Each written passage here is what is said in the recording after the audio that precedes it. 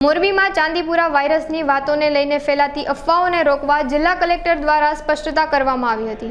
મોરબી જિલ્લામાં અત્યાર સુધીમાં ચાંદીપુરા વાયરસને કારણે 3 શંકાસ્પદ મોત થયા છે, ત્યારે મૃત્યુ બાદ રિપોર્ટ આવતા તેમાંથી એક કેસ પોઝિટિવ આવ્યો હતો, જેને લઈ સરકારની સૂચનાથી મોરબી આરોગ્ય વિભાગની ટીમ સતત કાર્યરત છે અને જરૂરી દવાઓનો છંટકાવ કરવામાં આવી રહ્યો છે, તેમજ જિલ્લા વિકાસ અધિકારી પણ તમામ કામગીરીનું નિરીક્ષણ કરી રહ્યા છે। મોરબી સિવિલમાં અલગ વોર્ડની વ્યવસ્થા કરવામાં આવી છે, જ્યારે કોઈ બનાવ બનતા હોય છે ત્યારે અફવાઓ ઉડતી હોય છે। આવી અફવાઓને ધ્યાને ન દેતા અને જો કોઈ પણ પ્રશ્ન હોય તો લોકો કલેક્ટરને અથવા CDHO તેમજ આશા વર્કર બહેનોનો સંપર્ક કરવા જિલ્લા કલેક્ટર દ્વારા જણાવવામાં આવ્યું હતું। મોરબી જિલ્લા અને મોરબી શહેરમાં થઈને અત્યાર સુધીમાં કુલ 3 મૃત્યુ થયેલા છે। એન્સેફેલાઇટિસ એટલે કે ચાંદીપુરમ નામનો જે વાયરસ છે કે જે સેન્ડ ફ્લાય નામની માખી કે મચ્છર કરતાં પણ ચોથા ભાગની હોય છે, એના કારણે નાના બાળકો 12 વર્ષથી નીચેના 14 વર્ષથી નીચેના બાળકોને આ રોગ થતો હોય છે। તો અત્યારે જે 3 મૃત્યુ થયા, 3 શંકાસ્પદ મૃત્યુ હતા।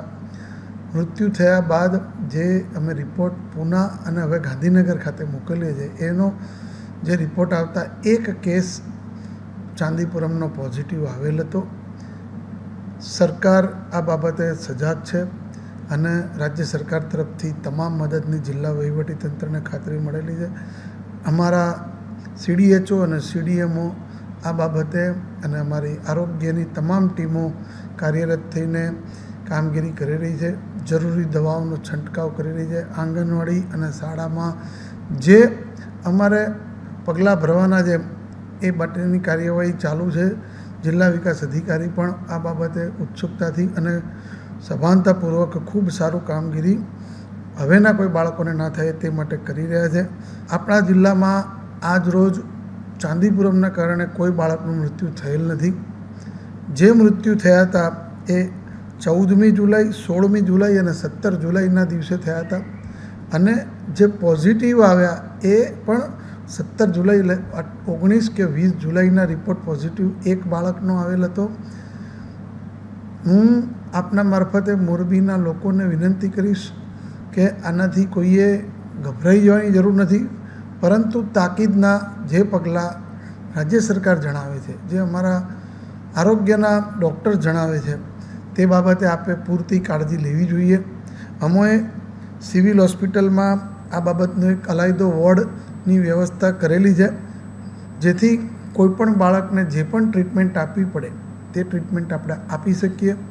અને આપના મારફતે વધુ એક ધ્યાન દોરીશ કે આપણા મોરબી જિલ્લામાં જે 3 મૃત્યુ થયા કોઈ એક ક્લસ્ટરમાં નથી થયા, 3 જુદા જુદા એરિયામાં થયા છે અને 3 બાળકોના જે માંદા પડવાના લક્ષણો હતા એ 3ના સંપૂર્ણ જુદા હતા, જેથી આપણે ત્યાં ચાંદીપુરમ વાયરસનું જે રોગચાળો ફાટી નીકળ્યો કહેવાય એને કોઈ સમર્થન મળતું નથી। કારણ કે આવો રોગચાળો હોય તો એક જ એરિયામાં ઘણા બધા બાળકો માંદા પડે તો કહેવાય।